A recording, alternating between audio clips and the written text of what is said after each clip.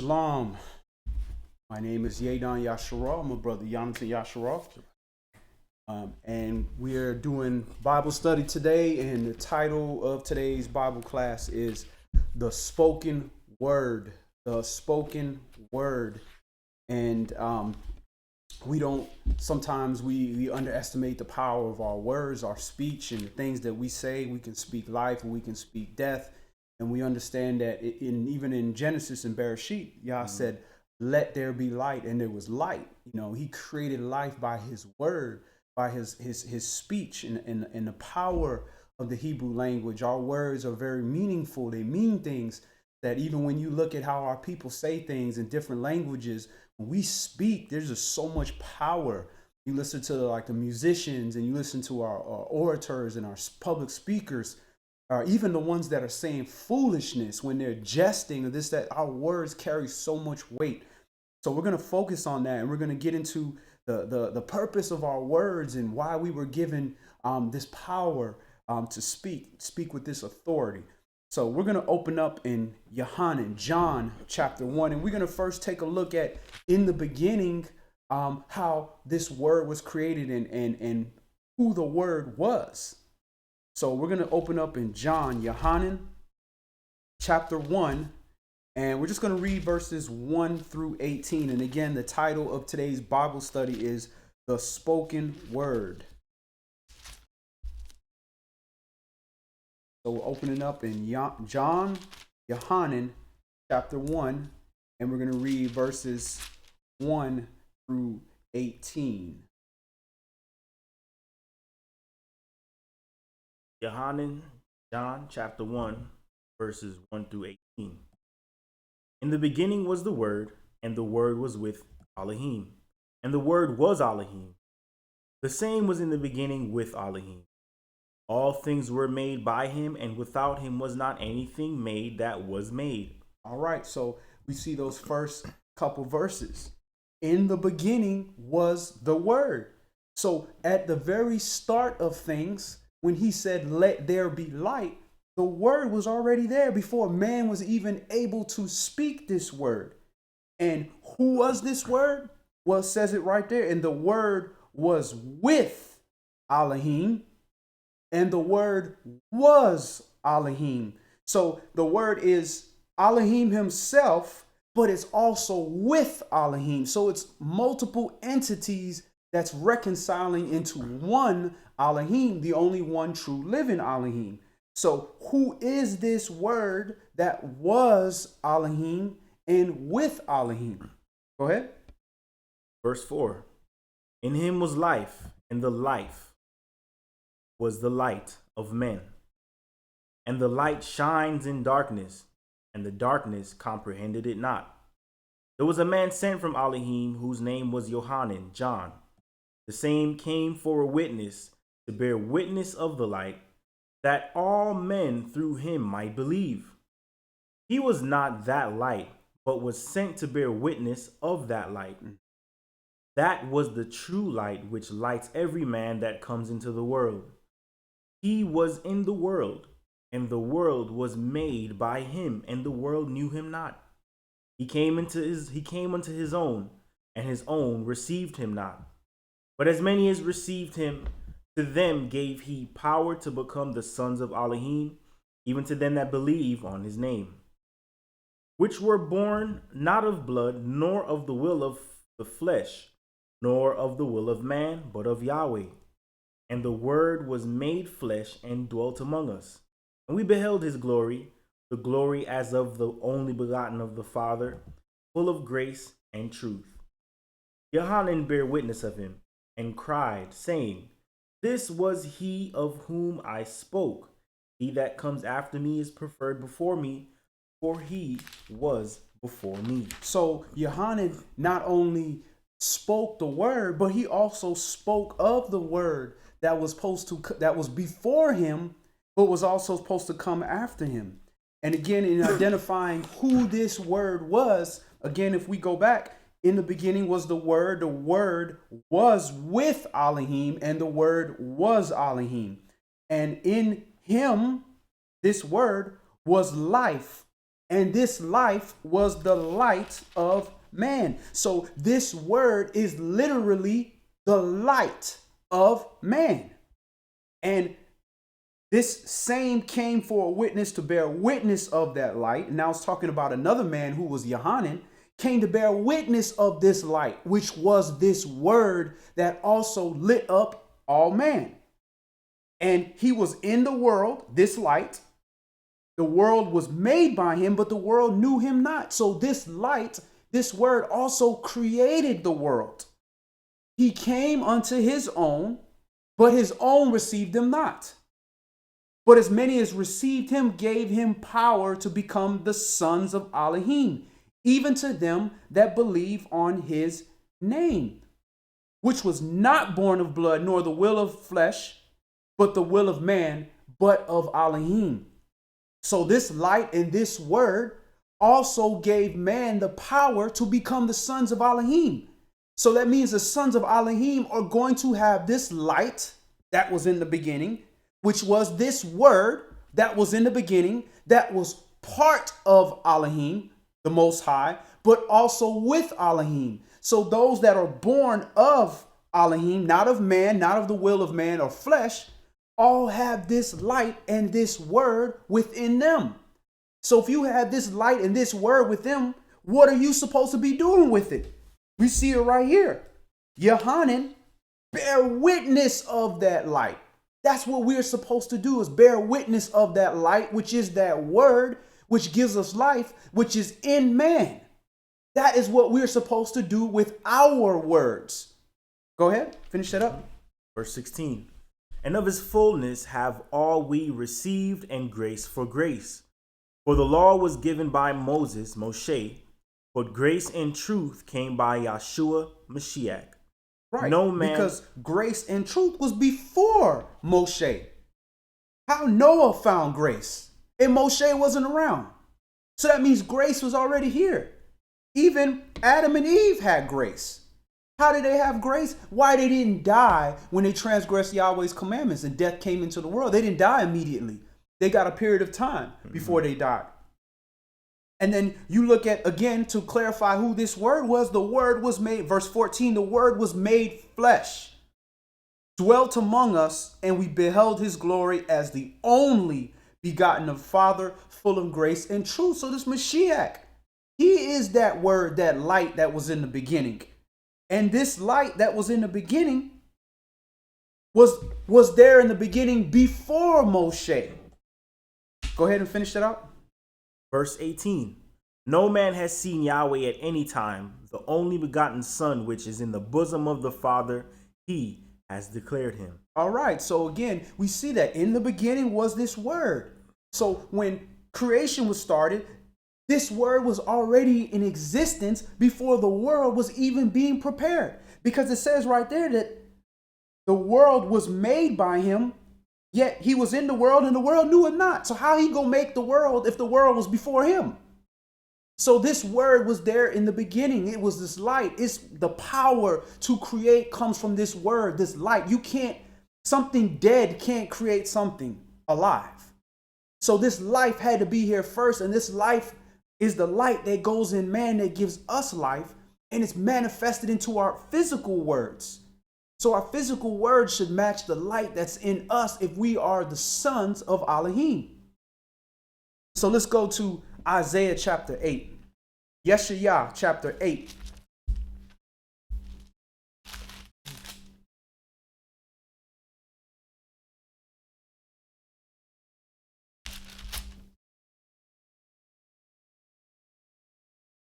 That light brings life unto, or the light is that light is the light of men. That light is the understanding, things that make you moral, that separates you from being a mute beast and a brutish animal. Right. Yahweh has the understanding that he laid in the foundation of the beginning. Light unto men so that we can act out those same understanding. So I'm not just I have understanding. Right.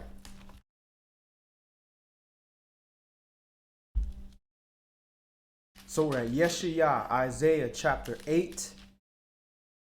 And we're going to start just at verse 11. And we're going to read that through verse 22.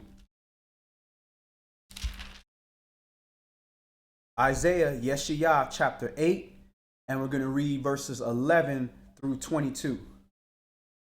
For Yahweh spoke this to me with a strong hand and instructed me that I should not walk in the way of this people, saying, say you not a confederacy to all them to whom this people shall say a confederacy.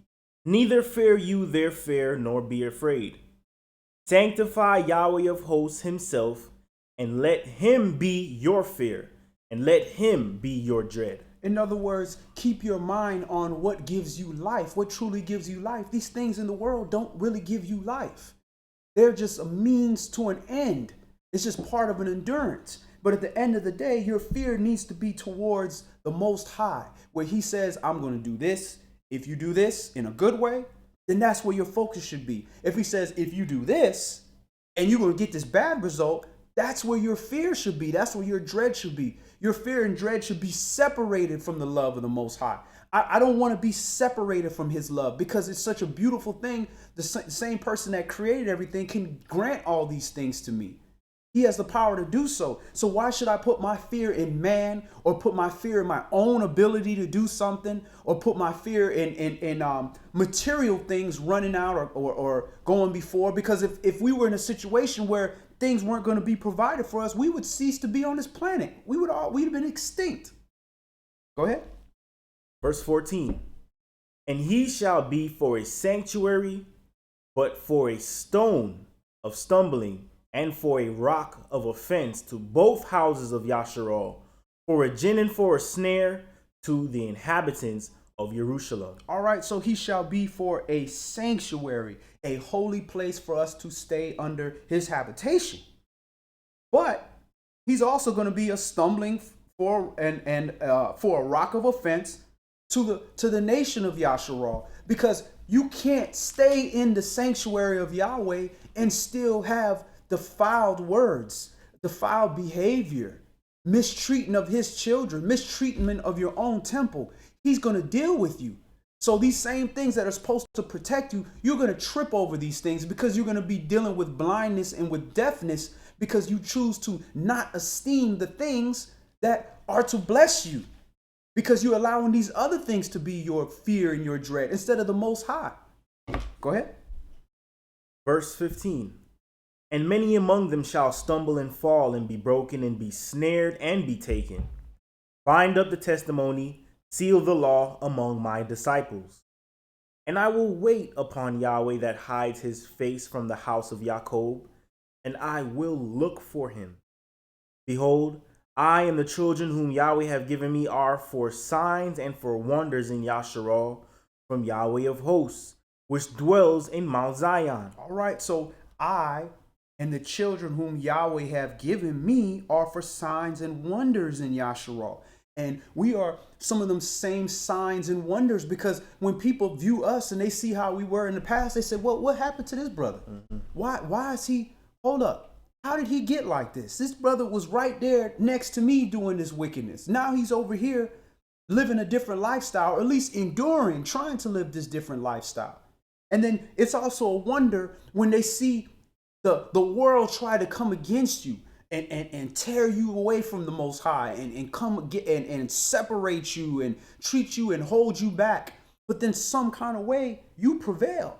People sit back and we're like, man, how did he survive that? How did he go? He lost all this stuff. How did he overcome that? And why is he not all depressed and this, that, and the other? Where's this joy and this hope coming from? This is where we're supposed to come in and be able to speak of this good news that was given unto us. Go ahead. Verse 19. And when they shall say unto you, seek unto them that have familiar spirits, and unto wizards that peep and mutter, should not a people seek unto their Elohim, for the living to the dead? To the law and to the testimony, if they speak not according to this word, it is because there is no light in them. All right. To the law and testimony. If they speak not according to this word, it's because there's no light in them. That goes right hand in hand with Yohanan chapter 1, John chapter 1. The light, he was the word, and the word was the light of man. So if you don't have this word, that same word that was there in the beginning, the Mashiach, the spirit of Israel, the firstborn, if you don't have that light in you, there's no light in you. And you're not speaking according to that word because you don't have any life. You're a dead person walking. And all of us were dead men walking until we received that light. You're not just born with this word. This is something that has to be given unto you. And this is something that man can't give you. You can speak this word day in and day out. If Yah does not choose to give you this, you won't receive it. That's why I said by the will, not the will of man or the will of flesh, but by the will of the Most High do you become sons and daughters of Elohim, because that light ain't our power to give it to anybody.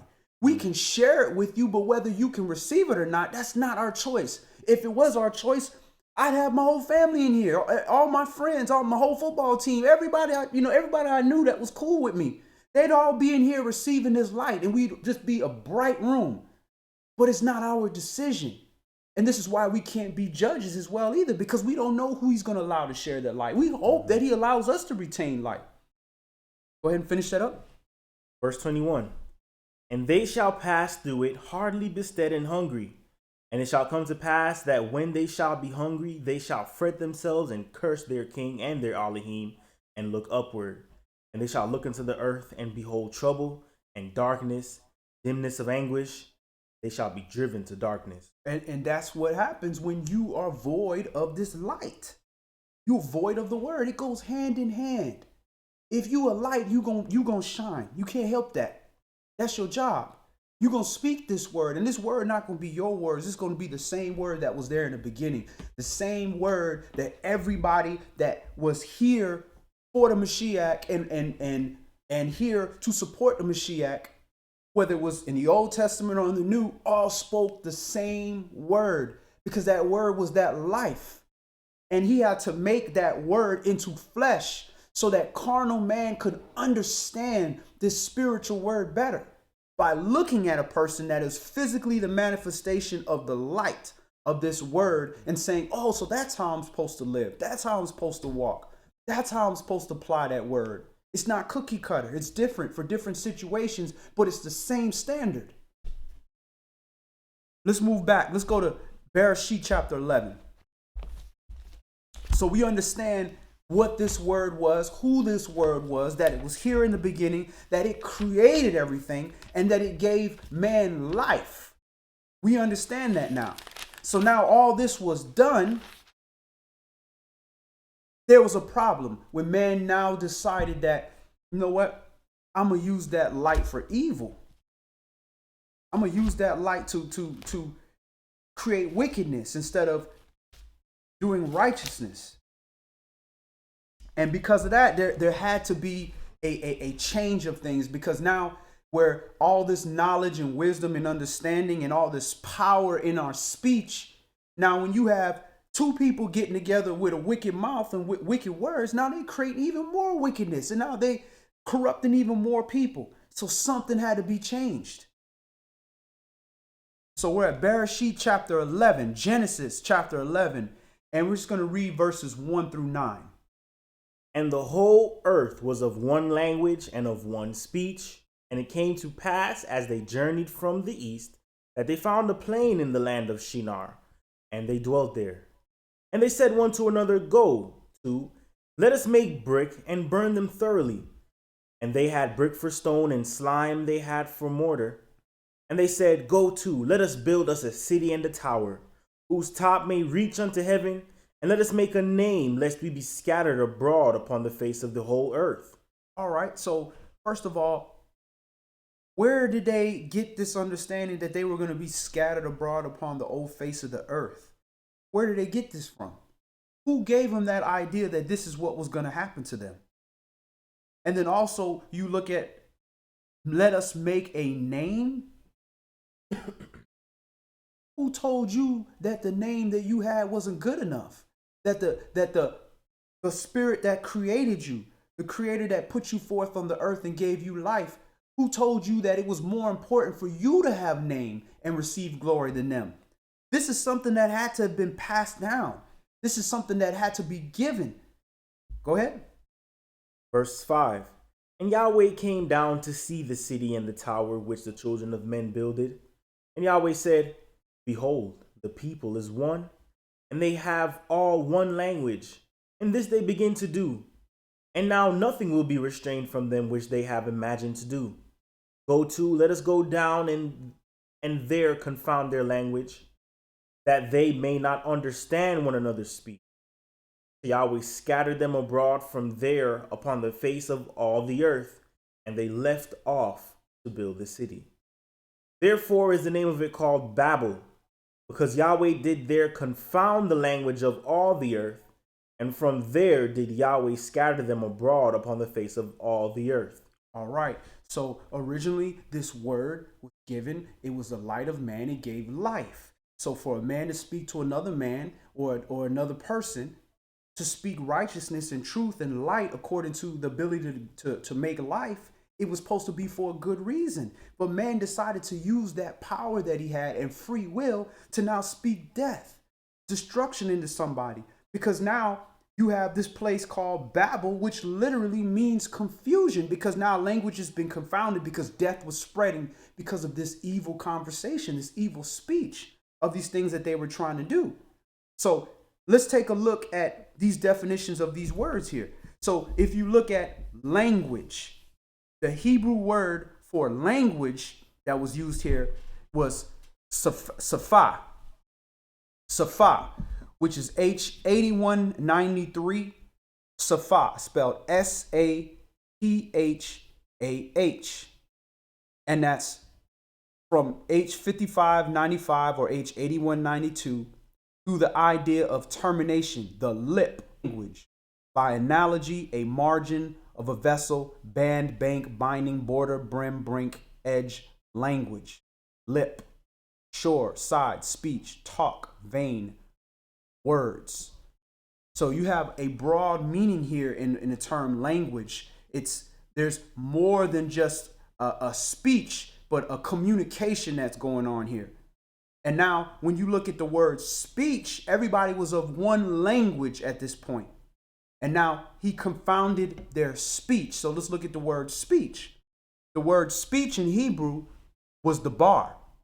That sounds very familiar, doesn't it? The bar, Debarim, Deuteronomy. So if you look at the bar, it's H1697, D-A-B-A-R. And anytime you have a I-M, that indicates a plural, Debarim. So the bar will be the singular. A word, by implication, a matter of thing, adverbially, a cause, act, advice, affair, answer, because of book, business, care, case, cause, certain rate, chronicles, commandment, communication, conference, counsel, deed, disease, duty, eloquent, errand, harm, hurt, iniquity, judgment. It's a very, very broad spectrum. So there was confusion put in here, a promise, provision, purpose. So confounding their speech wasn't only just them talking, but their purposes was changed. Their questioning, their rates, their reasoning, request, saying, sentence, signs, songs, speech, spoken, talk, tasks. So there's a huge, broad change going on here when the language was confounded, when their ability to communicate allowed them to work on one accord. But now because of this confounding of their speech, it wasn't only just a language, because you can have somebody across the street look at you a certain way, and you know by their body language, okay, this brother got a problem with me. And he know by your body language that, hey, it's whatever. There's communication and y'all on one accord. Y'all agreeing that, hey, there's finna be some problems. But this confounding of speech changed up a lot of things, caused a lot of confusion. That's why they called it Babel. Hence, you get Babylon. We finished that up? Yep. All right. Let's go back to Yesharal chapter 6. Isaiah chapter 6.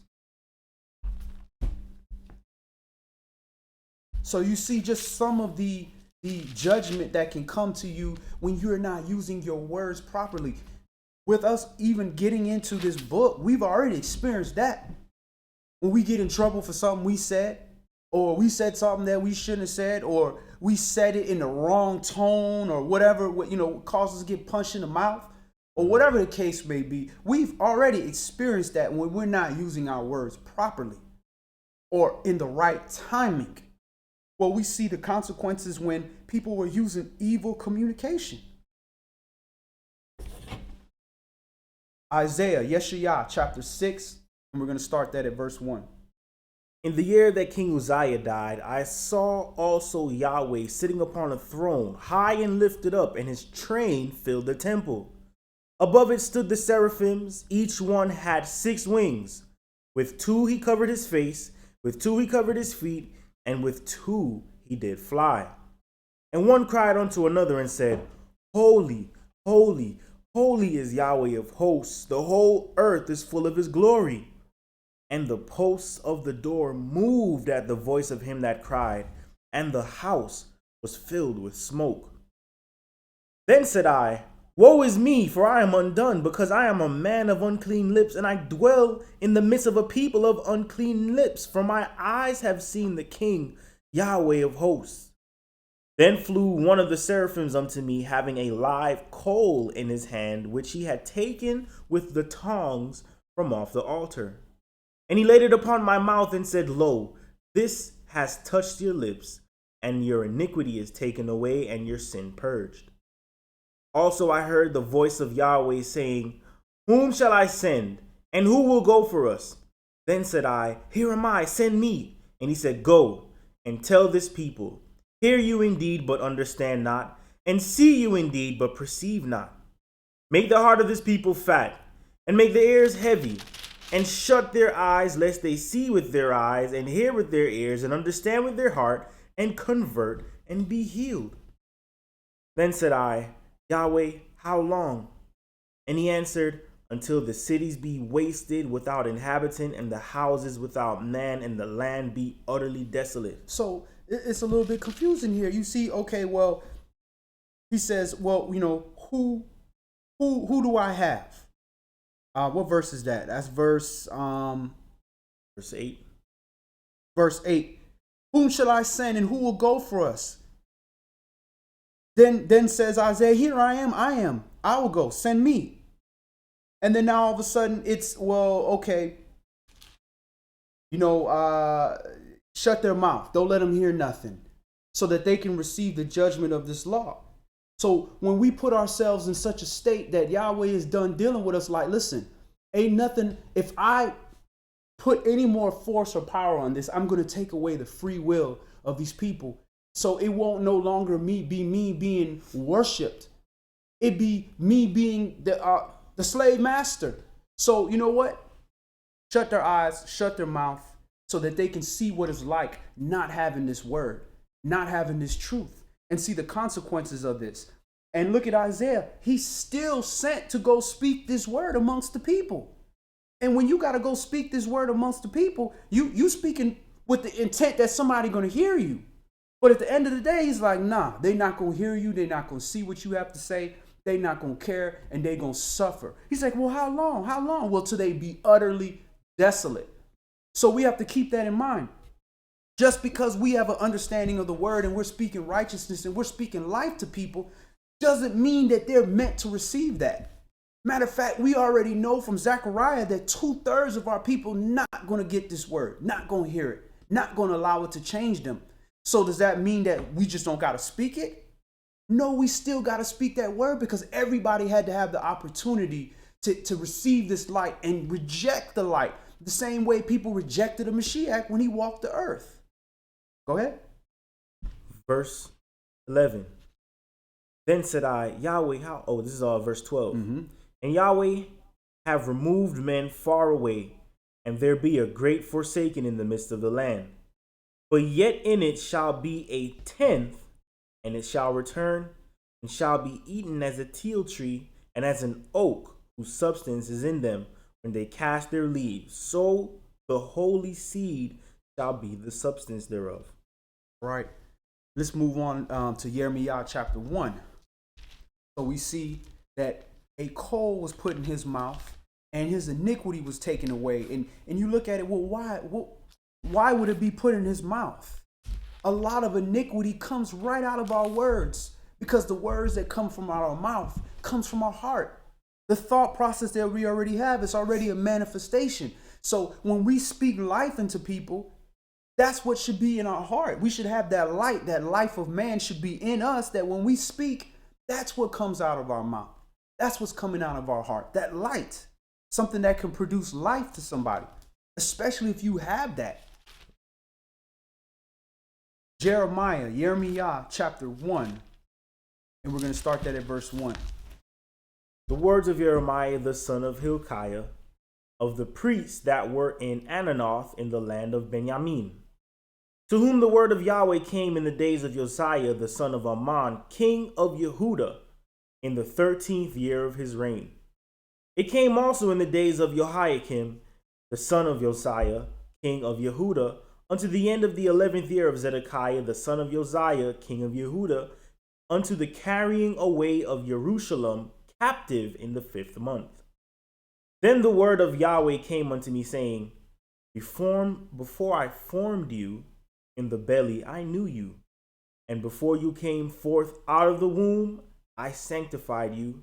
I ordained you a prophet unto the nations. Then said I, my sovereign Yahweh, behold, I cannot speak, for I am a child. But Yahweh said unto me, Say not, I am a child, for you shall go to all that I send you, and whatsoever I command you shall speak. Okay, so the prophet often has to show the example of how Yah is using a nation. Often the prophet had to go through certain, you had one prophet had to lay around naked just so everybody would understand, man, you're uncovered, you're naked, you're filthy. You got another prophet that, can't speak, mouth shut up.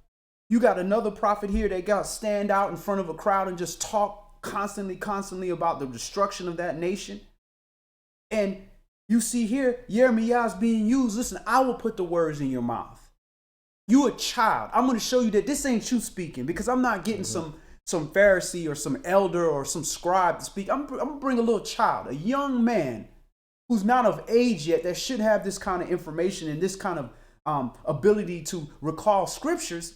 And I'm going to put my words in and let him speak. That way, people automatically going to want to reject what you have to say because they're pride. But those that are going to hear the Mashiach's voice in him, which is the word, because they hear the voice, they understand, they looking beyond just the surface of seeing what somebody looks like or their age or their current situation. Go ahead. Verse 8. Be not afraid of their faces, for I am with you to deliver you, says Yahweh. Then Yahweh put forth his hand and touched my mouth. And Yahweh said unto me, Behold, I have put my words in your mouth. See, I have this day set you over the nations and over the kingdoms, to root out and to pull down and to destroy and to throw down, to build and to plant. Now, how he gave this power to a young little boy? What is he's not the king? How is he over the kingdom, over nations? He's just a young boy. He's not. Josiah was the king. He was the young one, and Josiah was like in his 13th year. So how this young man, this young prophet, how is he over everybody? Because Yahweh put his words in his mouth. So because he has the words, he's got the Mashiach with him. He's got the word, the light of man, the life of man. He's got that with him, Yah's word. That word is going to root up and pull down, destroy and throw down, build and plant. It's going to do what it's going to do depending on the way the person receives the word. And often it's going to do all of the above, because we have to be destroyed so we can be rebuilt, because we have so much pride and haughtiness within us. But we have to allow that word to destroy us, to destroy that fleshliness and that cement around our heart. We have to allow that word to do that. But if we ignoring it and we undervaluing it, then it's going to destroy you one way or another. And you're going to bow that knee. Go ahead. Verse 11. Moreover, the word of Yahweh came unto me, saying, Jeremiah, what seest you? And I said, I see a rod of an almond tree. Then said Yahweh unto me, you have seen well, for I will hasten my word to perform it. And the word of Yahweh came unto me the second time, saying, what seest you? And I said, I see a seething pot, and the face thereof is toward the north. Then Yahweh said unto me, out of the north an evil shall break forth upon all the inhabitants of the land. For lo, I will call all the families of the kingdoms of the north, says Yahweh, and they shall come, and they shall set every one his throne at the entering of the gates of Jerusalem, and against the walls thereof round about, and against the cities of Yehudah. And I will utter my judgments against them, touching all their wickedness, who have forsaken me, and have burnt incense unto other gods, and worshipped the works of their own hands. You therefore gird up your loins, and arise, and speak unto them all that I command you. Be not dismayed at their faces, lest I confound you before them. All right. So this is the authority that you have. Yah put that word in his mouth, and he told you to speak that word and be not afraid of their faces. You can't be trying to speak the truth to somebody and you scared to look them in their face, and you looking like you not convinced by what you're saying. You have to speak with this authority because it's not your words. Now, if I tell you something and I ain't really too sure about what I'm saying, I might, I think he was there someday. Nah, you need to be confident in this word. Speak the word, but the only way you're going to be confident in this word is if you study it, if you have an understanding of how to utilize it. Go ahead. Mm-hmm.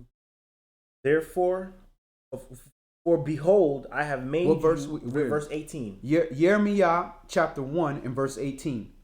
For behold, I have made you this day a defense city, and an iron pillar, and brazen walls against the whole land, against the kings of Yehudah, against the princes thereof, against the priests thereof, and against the people of the land. And they shall fight against you, but they shall not prevail against you, for I am with you, says Yahweh, to deliver you. All right, so this takes faith. This takes faith in the Most High, and it takes a dread and a fear of the Most High, and not people, because our people are scary. You get about 5, 6 of them walking towards you with their faces looking at you a certain way. You already heart start beating like, man, am I gonna have to run? We gonna have to shoot a fair one or something, and that don't look like a fair one. So you have to make this choice: that are you going to be confident in the Most High? Are you going to be able to speak this word with confidence, with authority, the authority that the Mashiach gave us? Are you going to speak that word? And if you don't, he gave the warning to Jeremiah. Be not dismayed at their faces, verse 17, lest I confound you before them. He will confuse you. That same spirit of confusion, of Babel, that he put on the nations, the Goyim, back in Genesis chapter 11, he will put that on you if you come lukewarm with this word. And part of that is not only, okay, you got all the confidence in the word to sit up here and speak this to anybody, but you're not going to have that kind of confidence unless you're just a full outright hypocrite and don't care. So when you come around somebody who speaks this word, endures and tries to walk with this word, and then you come to him with your lukewarm attitude, and you can see the spirit is going to confirm and say, wait a minute. Nah, bro. And then he's going to look at you, and you going to look down and be, I don't know. And it's kind of like, I hate to pick on anybody. It's kind of like when you talk to Christians. They see the Hebrews come around, and you got that, you like, yeah, especially them Jehovah Witnesses. Oh, yeah. No, I got time coming in.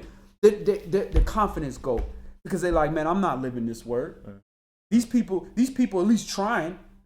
They at least trying to say that this is what we need to be doing. That confidence, and then the confounding of your understanding will come because you're not utilizing that light. If you amongst darkness and you a light and you cut that light off, you're not going to be able to see.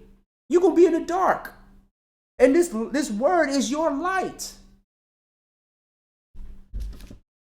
Let's go to Malachi chapter 2. And it's not just prophets that have to be able to speak this word in under those same circumstances. The priest has to do that. And like it tells us in Exodus 23, right? We are a nation of priests. Malachi chapter 2. Malachi is that last book of the King James Old Testament. Malachi chapter 2, or Malachi chapter 2, and we're going to start that at verse 1. And now, O you priests, this commandment is for you. If you will not hear, and if you will not lay it to heart to give glory unto my name, says Yahweh of hosts, I will even send a curse upon you, and I will curse your blessings.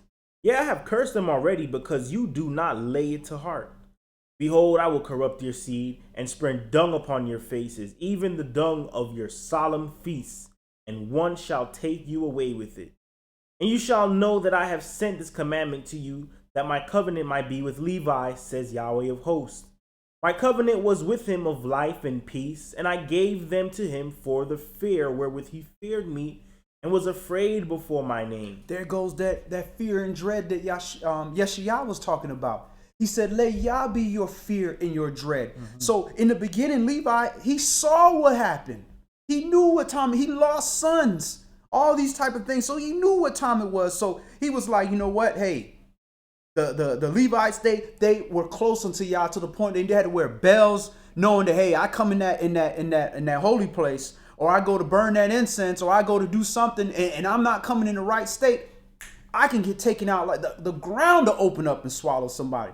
So they had that fear and that dread. But after they lived for a while and they started to become more in number and have different places in the other tribes, they started to be like everybody else when they were supposed to be the servants, the direct servants of the Most High. So because of that, Yahweh's going to deal with them, because whoever is coming closest to Yah has to be the most sanctified. And when you don't come, the closer you are to the Most High, and you don't come sanctified, you're going to get dealt with. This is why our nation is getting dealt with, because he came closest to our nation.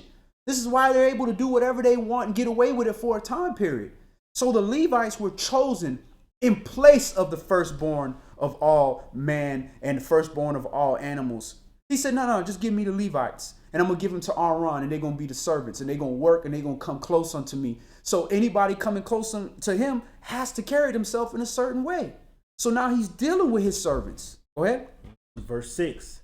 The law of truth was in his mouth, and iniquity was not found in his lips. He walked with me in peace and equity, and did turn many away from iniquity. For the priest's lips should keep knowledge, and they should seek the law at his mouth, for he is the messenger of Yahweh of hosts. All right, verse 7. If you haven't highlighted this and you are male of Israel, highlight this verse. Verse 7, Malachi chapter 2 and verse 7. For the priest's lips should keep knowledge, and they should seek the law at his mouth. For he is the messenger of Yahweh of hosts. That doesn't mean you an angel or Malachim. The angels, they're messengers as well. But your message is this word, this light that was given that we talked about in John chapter 1. This light of man, that same word that lit up man, that gave us life, that created everything. So this is what people are supposed to seek from you, Yasharal. When they come to you and talk to you, they're supposed to be looking for life. They're supposed to be looking for the law. They're not supposed to get gossip. They're not supposed to get a joke all the time. And there's nothing wrong with being jovial. I mean, we in captivity. If it wasn't for jokes and all that stuff, we'd be depressed as hell. But people should know, especially other nations, and especially your nation, should know when I come to you about a serious matter, I should get knowledge and law from you. How are they going to get that from you if you don't know the law? If you have no understanding or no knowledge, or you not walking according, you can know this from the beginning to the end. Memorize. You could be what they call the savant. People that could just look at something and remember. You could know, repeat it like Book of Eli. But if you ain't walking in it, who gonna come to you? They'll come to you for an argument. Well, didn't it say this? See, I told you it said that. I ain't gonna do none of it, but it said it. They should come to you if you are walking in it and you're able to speak it. So that is our sole purpose, our job. This is how we serve the Most High. And brother, too, you know, as far as knowing the word, Yahweh is looking to see how we execute it as well. So then when we go towards opposition, if we have been lazy servants before Yahweh, or we have been neglectful in doing the things that he asked us to do, how can we expect to have victory in the things that we're doing? Yahweh is not on our side. And there's the enemy, Satan and his angels, Satan and his henchmen, working against you in people who aren't walking according to the law. So the enemy can use them easily. Right. So how are you going to get deliverance? Whereas where we just read about Isaiah, I believe, or Jeremiah, right, where Yahweh said, they're going to come against you, but they're not going to prevail. Yeah, don't fail. Don't fear, because they shall not prevail, because I'll be there to deliver you. So Yahweh is there delivering you from all your troubles because you're being obedient to him. So y'all got a cool thing there. But then you show contempt for his word when you know it, like you say, knowing it front to back. But when it comes time to execute, you kind of just fall off. So then you dealt lightly with, Yah's word and treated it like something you could trod under your foot. So then you're going to find yourself being trodden underfoot by all the adversaries of Yahweh. Right. And he going to do it in front of all their faces. He said it to Jeremiah, I will confound you in front of all of them. Everybody going to see that because you decide, you know what, I'm good. I'm going to dim that light and I'm going to walk around in this darkness because I can handle it. I know where all the holes are. Next thing you know, you falling flat on your face in front of everybody because you chose to fear man, because that's the reason you keeping your mouth shut, because you fear the recompense of when you try to speak that righteousness or shine that light. The jealousy that comes along when people are jealous that you have that light and they're clearly in the dark, or when people are angry with you, or the adversary, the devil, wants to kill you.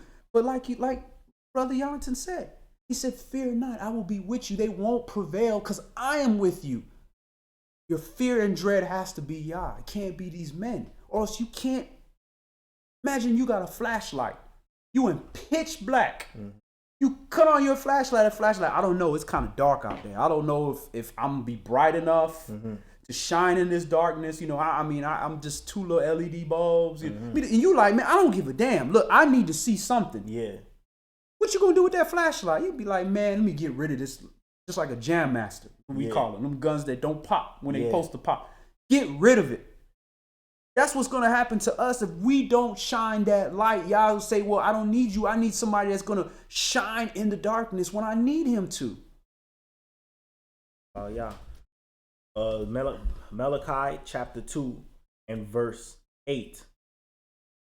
But you are departed out of the way. You have caused many to stumble at my law. You have corrupted the covenant of Levi, says Yahweh of hosts. Therefore have I also made you contemptible and base before all the people, according as you have not kept my ways, but have been partial in the law. All right. So not keeping his ways doesn't just mean you abandon it altogether. You being partial. And being partial doesn't necessarily mean, well, you only keeping part of the commandments. It could also mean, well, you're speaking it, you keep it for yourself, but you ain't gonna speak it to anybody else to help somebody else depart. Or, you speak it to everybody, but you don't do it. All those things are being partial. It's all or nothing with Yah. All your heart, all your mind, all your soul. The greatest commandment, right? They ain't like, well, some today, some tomorrow. No, it's all or nothing. Hot or cold so I can use you. Lukewarm, I'm going to spew you out. Go ahead. Verse 10. Have we not all one Father? Has not one Elohim created us? Why do we deal treacherously every man against his brother by profaning the covenant of our fathers? Yehuda has dealt treacherously, and an abomination is committed in Yasharal and in Jerusalem, for Yehuda has profaned the holiness of Yahweh, which he loved, and has married the daughter of a strange God. So not only in this strange God and this daughter, this is talking about a different doctrine. You're not even marrying the original doctrine. You're marrying an offshoot, a non inheritance bearing offshoot of another religion. That's why they say Baalim, I will remove Baalim, which is multiple gods, out of your mouth. You're not even worshiping the God, the idols that your fathers known. You worshiping idols that weren't even around when your forefathers were there. Go ahead, Art. Verse 12. Yahweh will cut off the man that does this, the master and the scholar, out of the tabernacles of Jacob, and him that offers an offering unto Yahweh of hosts. And this have you done again, covering the altar of Yahweh with tears, with weeping, and with crying out, insomuch that he regards not the offering anymore, or receives it with goodwill at your hand. Yet you say, why? Because Yahweh has been witness between you and the wife of your youth, against whom you have dealt treacherously, yet is she your companion and the wife of your covenant. And did not he make one? Yet had he the residue of the Spirit, and wherefore one? That he might seek a righteous seed. Therefore take heed to your spirit, and let none deal treacherously against the wife of his youth. All right, the wife of your youth is this assembly, your brothers. When you dealing treacherously against your brothers, your family, your people of your assembly, it's because you're not keeping the commandments. That's how you dealing treacherously with the wife of your youth. Because this is who you were married to in the beginning. You've taken a daughter of another strange god. You pulled all kind of doctrines and traditions from other things, and Christmas and Easter and all kind of things that are recycled pagan gods and recycled pagan festivities that weren't even the original ones. Don't deal treacherously against the wife of your youth. These commandments, the things that we said we will do, all those things we will do. Hold on to those things, or at least rediscover those things. Go ahead. Verse 16. For Yahweh, the Elohim of Yasharal, says that he hates putting away. For one covers violence with his garment, says Yahweh of hosts. Therefore take heed to your spirit that you deal not treacherously. So Yahweh, the Elohim of Yasharal, the Elohim of mercy, he says, even though you have committed adultery, well, you have to remember the wife of your youth. Even though you've committed adultery, hey, Yahweh hates putting away. So before he just say, you know what, I'm putting away Yasharal. That's it. I'm done with y'all. He's begging and pleading and being patient and trying to encourage and doing everything, he even punishing. And his punishment is, I'm not going to do nothing to you. I'm just going to let you go do what you need to do. And I'm not going to save you. I'm going to sit back and let you get exactly what you're going for. I'm not going to do nothing to you so that you can realize where your sanctuary was. And brother, even at that, the interesting part of that is in that whole process, we understand the terror of the type of world that we're living in. Mm-hmm. You know, we don't understand. A lot of times we downplay the dangers that we're in. We'll watch, Discovery Channel, and we'll see the lion cells and all that carnage going on. But we don't understand that same thing is happening in the hearts and souls of men as well. And we can't defend against when a congregation of the wicked come together. What happened? I remember in Ecclesiastes that what happens when a whole government is set on wickedness? Who's going to reprove them? What happens when your boss decides that they're going to do something evil? Right. Hopefully there's a boss above him. What happens when the whole entire governments of the world have gone astray, right, decided that they're not going to plead the cause of the fatherless, decided that they're not going to judge righteously, they're going to rule partial, they're going to protect their own and oppress everyone else? There's someone above that has to step in, and that's when you've provoked Yahweh to anger, and the stench of iniquity is going to reach him and go before him. But we need to realize that we can't go out in this world thinking that, we'll be fine by myself. When there's congregations of evil that are bloodthirsty, right, where if you're not submitting to their order, you're going to find yourself either dead or shut out or starving to death from no resources. You need to have Yahweh in your corner to break these strongholds down when they stand up against you and against those who are called according to Yahweh's purpose. Right. Just looking at, again, how Yahweh deals with his wife, Yasharal. We didn't understand that. We felt, you know what? My husband been taking care of me. Yahweh been taking care of me so long, to the point where I feel like it's me. I'm good. I'm doing this on my own. You see, I done built this little house over here. I done did this. I done got this little achievement over here. So then we get to the point where we feel like, okay, I'm good enough to think my way through things and be all right without the Most High. I don't really need to follow those commandments. I don't need to follow the rules of his house. Then we realize all these things start happening to us. We start saying, wait a minute, whoa, what happened? I thought, why is this happening to me? Why me? Look at all these other people. Then eventually we get it. Oh, you know what? It was better when Yahweh was covering me.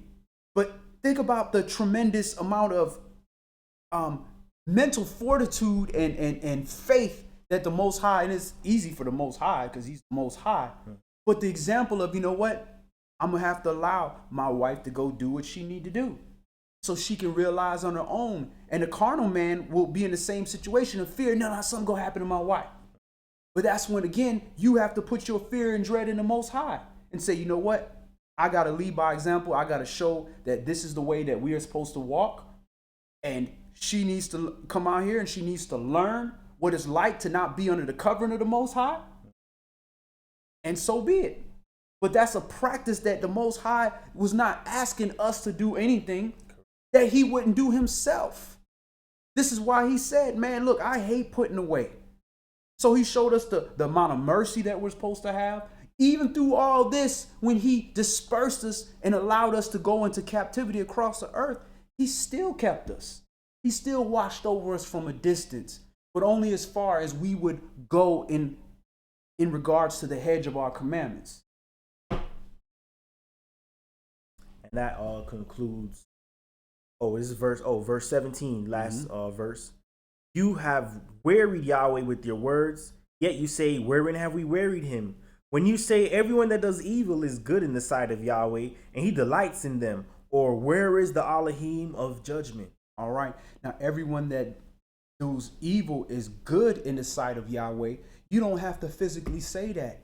You saying that when you're justifying the wicked deeds and saying it's all right to transgress the commandments. It's going to be good with you. It's well with you. It's okay to keep Christmas. It's okay to do Thanksgiving and it's okay to have Sunday worship. You're saying something that is evil when you are not doing what the Most High says to do. That is evil. Let's go to Jacob, James chapter 3.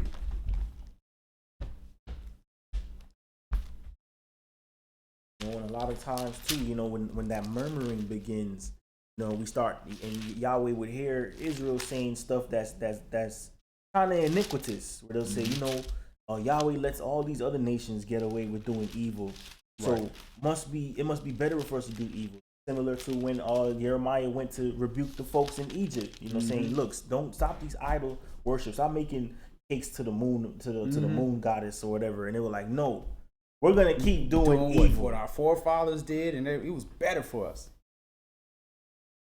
Lack understanding. If you're gonna go and murmur before Yahweh and say something iniquitous out of your heart where your faith has failed you, because Yahweh could just be stretching that period where just hold on, pay attention to me, seeing how pure your intentions are concerning seeking him. Right. Being that the whole earth is just chasing whatever idol that they feel is most convenient for them. Right. Whereas, after a while your faith get tested, and before you know it, all the murmurings against Yahweh's order come out. Why Yahweh gotta make me go through this, and why does this have to happen? And you know what? It would have been better if I just stayed a heathen, because at least I'll be able to enjoy life. Yahweh can't say those. You have to defend his glory and his honor. And to take it a step even further, and this is why new people, we warn them before we introduce them to the word that, look, bruh, look, sister, I introduce you to my Elohim. You can't serve Yahweh. He's a holy Elohim. He's a jealous Elohim. You don't want. He will kill you. We gotta warn people of this. This word ain't no joke. It sounds like this words we're reading out of a book, but this is something spiritual. And once you've been introduced to this, and you reconfirm the covenant with him, and you get immersed, and you understand where your life and your death is, and then you choose death, that's a dangerous thing to be in if he wasn't so merciful. Very, very dangerous. And you'll get to the point where people will be angry with you, like in the movie Matrix, when the dude was mad at Morpheus because he's like, man, you should have just left me in the Matrix, man. I was good. I know this is fake meat and everything, but man, ignorance is bliss. And this is how people in the word will be with you, that served and walk with you for several years. Once this world starts getting to them, they start to take out their frustration on you because they won't dare do that to Yahweh because they fear and they know Yahweh will deal with them, so they get the next best thing. Who is the person that teaches me, or who's the person that introduced me? You know what? I'm angry with you because I was just good being ignorant. And that's a dangerous situation to be in. James chapter 3. My brethren, be not many teachers, knowing that we shall receive the greater condemnation. For in many things we offend all. If any man offend not in word, the same is a perfect man, and able also to bridle the whole body. Behold, we put bits in the horses' mouths, that they may obey us, and we turn about their whole body. Behold also the ships, though they be so great and are driven of fierce winds, yet are they turned about with a very small helm, wheresoever the governor listeth. Even so, the tongue is a little member, and boasts great things. Behold, how great a matter a little fire kindles.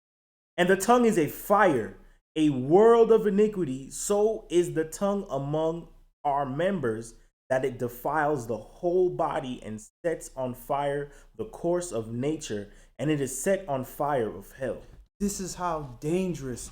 This goes back again to Genesis chapter 11, how dangerous the tongue is, how you can just plant an evil seed in somebody's mind just by a little, so you don't believe? You don't believe what he said? Or, I mean, you didn't even say nothing.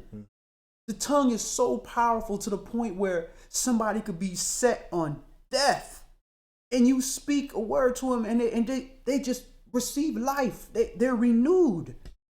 They're introduced. Because at the end of the day, that tongue also gives off this word, this light of righteousness, and Yah can decide, I'm going to use that tongue to deliver this person. So if you know that it's set and intent on doing evil, then why not replace the words that are in your heart with the words of this book, the words of righteousness? Or limit your words down. Also, brother, too, like you were saying a while ago, with this same word, the seed of this living word, we speak it and it's planted in people's hearts. It changes lives, allows them to start making correct decisions in life. Whereas it's the same on the opposite end, end of the spectrum. If you go and speak things to people and spewing it out, those things can lead people astray. Whereas you look at modern music today, mainstream music today, a lot of these artists are completely intent, saying nothing but guile, nothing but deceit, and spreading it everywhere. So the same way someone who speak life, it's like, you spraying living waters on folks, quenching the thirst of the soul, things of that nature. Right. But then when you go about speaking nothing but evil and lies, like you just spray manure all over the place. You understand? Right. And we need to understand and weigh our words and how those things will affect the inward person and the type of life that we're living and how we're going to be judged in the end. Right. Because again, the mouth is and the tongue is just manifestation of what's in the heart, and it's pure wickedness. Even Jeremiah talks about the heart is exceedingly, desperately deceiving. Who could know it? Because it's set on fleshliness. So you got to understand that and bridle that tongue and say, you know what? If I can't control my mouth, I just need to be quiet. I know that's what I struggle with the most. It's just sometimes just being quiet. Yeah, I may know the right answer. I may know the right thing to do, but I can't control that fleshliness.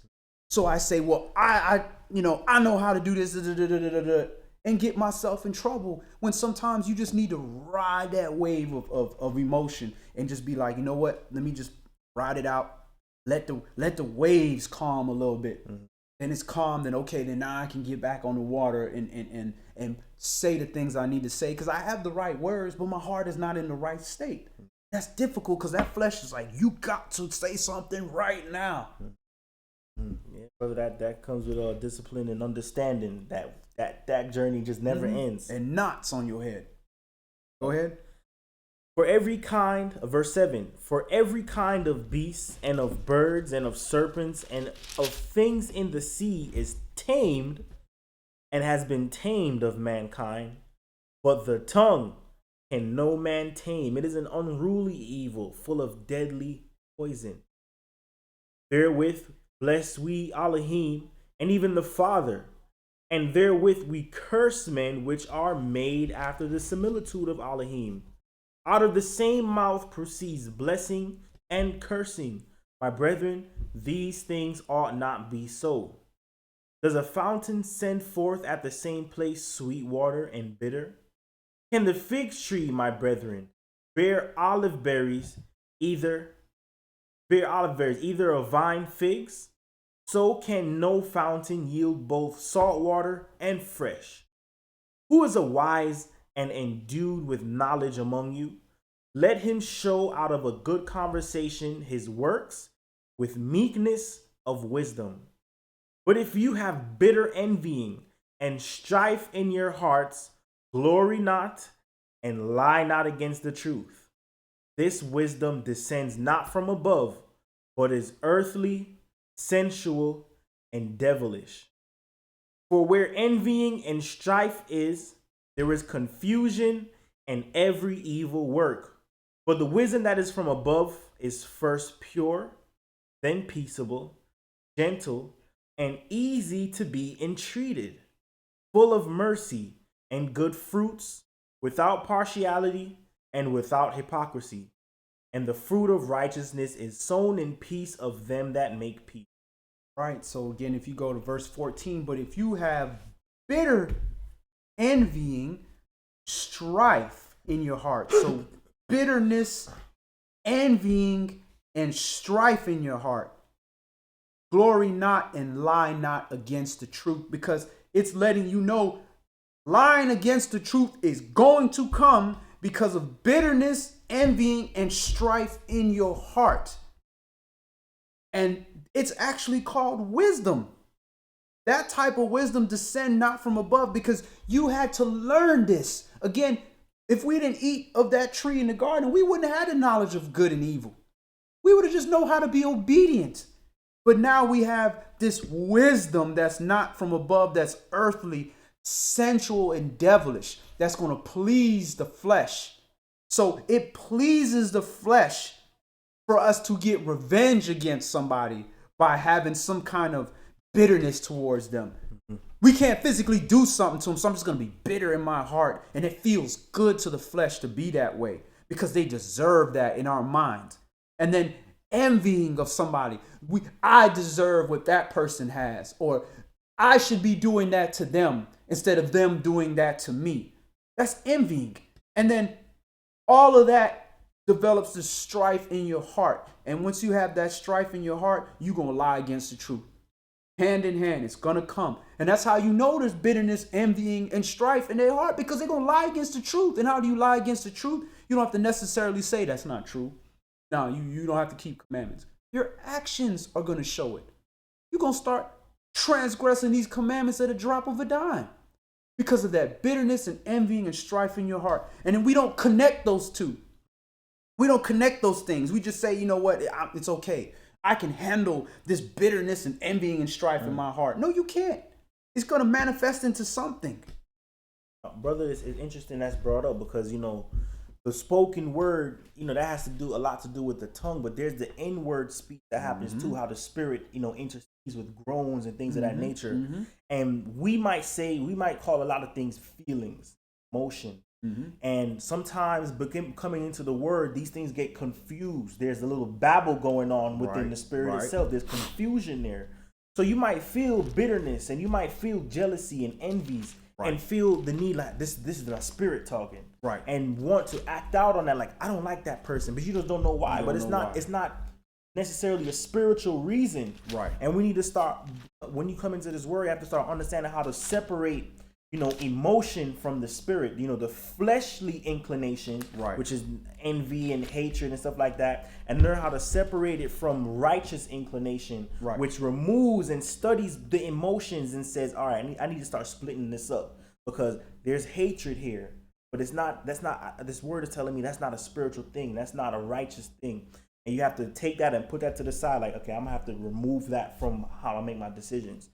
Take the envy out. I need to remove this envy, how I feel about other people, what somebody might be gaining, what somebody's status is in life. Remove that. Being impartial, because those things can affect our judgment. When we remove those little stumbling blocks and those thorns from our judgment, we'll be able to see right and be able to judge between each situation and each person righteously without outside influences affecting how we might treat someone, whether how much money they have, whether they're beautiful, whether we think they're ugly, whether we, how much family they may have, whether their parents are in their life, things of that nature. Just remove all those fleshly, sensual things and start to reason with the spirit, the righteous word of the spirit, right? And to even get to that point, you got to address how we were raised in society. We were raised to be competitive towards one another. When we weren't raised to be a family, to come together as one and to love your neighbor like yourself. If your neighbor has something nice, you're like, we won. We done made it. Yeah. We made it. Yeah, you know what I'm saying? yeah. If you a family, that's how you feel. But when, that's how most loving family members feel when one of their family members graduate college or get into the league or whatever. Man, he made it. We did it. We in there. But no, we're made to be individualistic and to judge each other and compete with each other to the point where Facebook got it where we sitting there, people putting on this front like their life is so great when it's not. Taking pictures in front of cars that don't belong to them. Then now you got somebody looking at that and hating you because of that. Just because of something that they seen with this imaginary lifestyle that don't even exist in there. And it doesn't just come from that because they believe it because they look on TV and they see either we in the hood or we rich and famous. One or the other. We just broke, dead broke, or we rich and famous, 18 years old, driving a Mercedes Benz. That's not realistic. Then we look on Facebook and we see these different things and Instagram, and we have this seed of hatred and strife and envy and jealousy towards one another instead of coming together. And then look at just addressing the issue. You look at somebody and you hate somebody, you don't even know why. You're like, you know what? My judgment is just telling me dislike this person. But then if you dig deeper in there, you ask yourself, well, why do I dislike this person? Okay, you know what? That person looked like somebody I used to date. So you can't get back at that person. He done moved on or she done moved on and went somewhere else. So you taking out on this person. So what is that really? That's that fleshliness, you wanting to get revenge on somebody. So you can't get it on that person, so you find the closest thing. Or, I don't like that brother because he light skinned. And I had liked this girl and this light skinned dude with curly hair done took my girl. Yeah. Bitterness and envy and strife. Yeah. Instead of just saying, we're naturally gonna. I had a grudge against a girl from the 6th grade. Any girl that looked like her, I would dislike the girl because she looked like her, remind me of that girl. Yeah. But you gotta check yourself. Okay, you human, you're gonna have fleshly feelings. You gotta check yourself and say, is that righteous? This is an innocent person. This girl got nothing to do with you. Treat people the way you want to be treated, and like you said, use righteousness of this word to validate your emotion and say, first of all, I'm not going to deny that the emotion is there. Correct. But is it righteous for me to act on this emotion?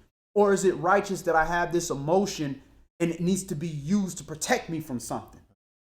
Use that word to validate that and not your emotion, because your emotion will say, man, F it. F her. Who cares? Let her know. She better not try you like that other girl tried you. You already got your antennas up and your heart already aroused, and there's no reason for all of that. Psalms, Tehillim, chapter 10 and verse 1. Why standest you afar off, O Yahweh? Why hidest you yourself in times of trouble? The wicked in his pride does persecute the poor. Let them be taken in the devices that they have imagined. For the wicked boasts of his heart's desire and blesses the covetous whom Yahweh abhors. The wicked, through the pride of his countenance, will not seek after Elohim.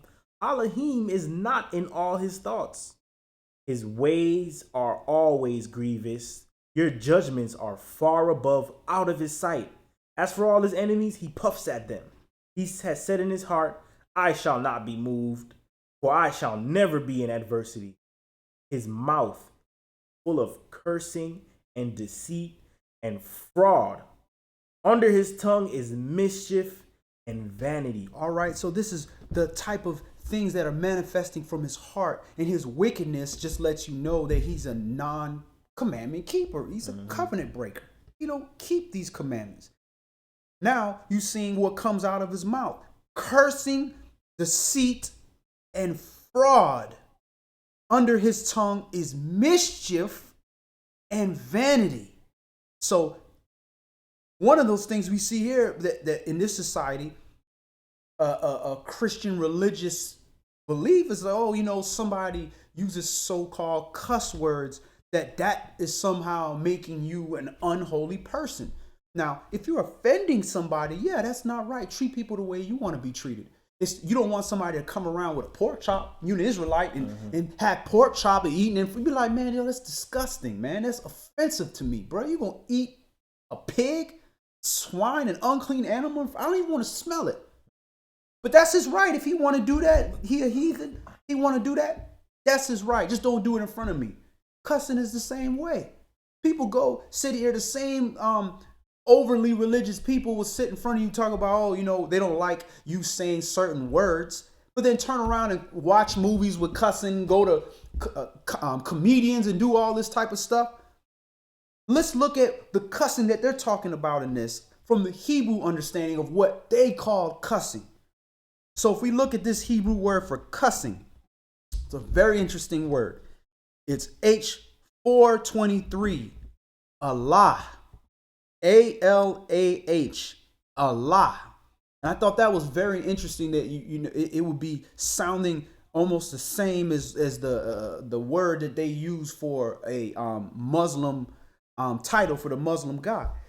It's from H422. An imprecation, curse, cursing, execration, oath, swearing. So in that English right there, first of all, I didn't know. I was like, what the hell is an imprecation? I just didn't know. Yeah. So most of us, we see a word that we don't know, we don't take the time to look it up. We go on to the next word. See, curse, cursing, execration, oath, swearing. See, when you swear at somebody, you cussed at them. Or you see cursing, when you cursing somebody, you said a bad word. Well, no, the first word lets you know what all that meant. Imprecation. If you look up that word imprecate, I-M-P-R-E-C-A-T-E, it's utter a curse or invoke evil against somebody or something. So somehow somebody took words that I don't like, that are common words, and binded that when you are actually invoking evil against somebody. When you said somebody, damn you. Now you invoking evil again. Go to hell. You invoking evil. You go to the grave. Just die. Is what you're telling somebody. That's pronouncing a curse. Now you say shipping high in transit. Ship high in transit.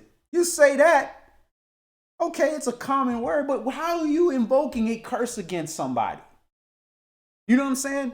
But what people like to do is be overly righteous in things when there's enough commandments in here to keep you and guide you. Now, obviously, you don't go around your mother and your father and use words that would be offensive to them or a child. It's offensive to them. Doesn't mean you have to know how to be expedient. But if you're saying something that's not offensive to somebody, it doesn't make you less righteous. Now, it's going to be offensive to anybody when you try to curse them. Curse your family. I hope you fall. It's no different. So it's better to use a so-called 4-letter word. It's better to not use a 4-letter word, but say, you know what? That same thing that happened to me, I hope it happens to you so you can understand how I feel about it. You cursing that person. Why would you want something bad to happen to that person? Go ahead and finish it up. Verse 8. He sits in lurking places of the villages. In the secret places does he murder the innocent. His eyes are privily set against the poor. He lies in wait secretly as a lion in his den. He lies in wait to catch the poor. He does catch the poor when he draws him into his net. He crouches. He humbles himself that the poor may fall by his strong ones. He has said in his heart, Elohim has forgotten. He hides his face. He will never see. Arise, O Yahweh, O Elohim, lift up your hand. Forget not the humble. Why does the wicked contemn Elohim? He has said in his heart, you will not require it. You have seen it, for you behold the mischief and spite. To requite it with your hand, the poor commits himself unto you. You are the helper of the fatherless. Break you the arm of the wicked and the evil man. Seek out his wickedness till you find none. Yahweh is king forever and ever. The heathen are perished out of his land. Yahweh, you have heard the desire of the humble. You will prepare their heart. You will cause your ear to hear, to judge the fatherless and the oppressed, that the man of the earth may no more oppress. All right. Let's go to the conclusion. We're going to go to Matthew chapter 10. Brother, that condition of the heart where it founded on what the wicked thinks privately in his mind. What the wicked thinks, the stuff he does. And for some reason, and I remember that thought of Yahweh can't really see what I'm doing. Yahweh can't really see that I've done such and such and such. That was a very young and immature thought. And I remember thinking that way prior to coming to certain understandings about the brightness of Yahweh and how he beholds everything that's going on in the earth. Where the wicked feel that, if no one has seen it in their immediate vicinity, no one knows what's going on. Yahweh knows all the iniquity that's going on. So when you go in and boast in yourself and all your deeds, and you don't bring Yahweh in your mind, you don't think about righteousness in your mind, those things darken your countenance, but don't think that Yahweh does not see what you're doing, because you in your own conceits feel like, oh well, nobody saw me. No, you're gonna reap what you sow. And you sow wickedness, the way that the law of this world, the whole universe works.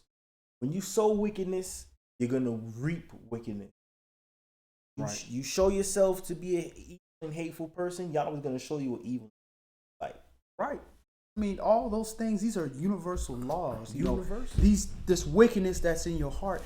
If you jump up, Yahweh don't have to see you come down. He knows you're going to come down. Yeah. That's a law. Now, you can grab and hold on to something and hold yourself up, or create something to float you up. That's different. The same thing with this wickedness in your heart. If you wicked, it's just like taking that match and striking that match, and there's gasoline fumes here. It's going to blow unless you do something to blow away the fumes, put some water around it, do something.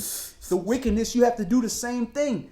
He knows, okay, this man has wickedness in his heart. He's not trying to keep the commandments. He's transgressing. He's not trying to repent. He's covetous. He's got bitterness in his heart. He's got all these different things. Wickedness is going to come. I don't have to see it. I already know it.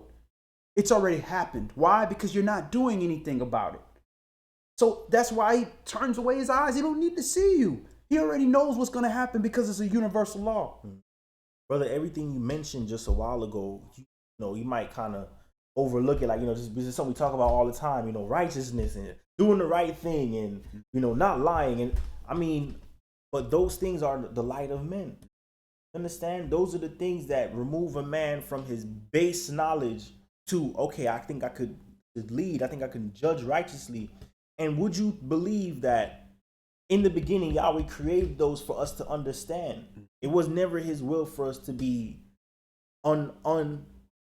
unfruitful in the mind. You understand? Right. Like how you would see a dog sitting on the sofa and be like, I wonder if he knows what's going on. You understand? Mm-hmm. The light of men is this consciousness, this awareness, and he's putting it in order and has the fullness in Yahshua for us to replicate that consciousness, that awareness, that light that lights your eyes to make right decisions, the light that lights your eyes to see someone and not immediately just hate them for no reason. Right. That's darkness in the heart. Those are the things that cause us to perceive life wrong. Those are the things. Would you believe that hatred and that anger affects your health over time? Yep. It's not good for you. You're not going to be able to survive. So for some reason, that emotion does not allow you to live long. It tears the body apart. Just holding that bitterness and that envy and that wickedness in your heart, it will just deplete your body because it's going to cause you not to keep the commandments. Yep. And that's health and marrow to your bones. So when you holding all this hate, and it's the same thing with so-called commandments.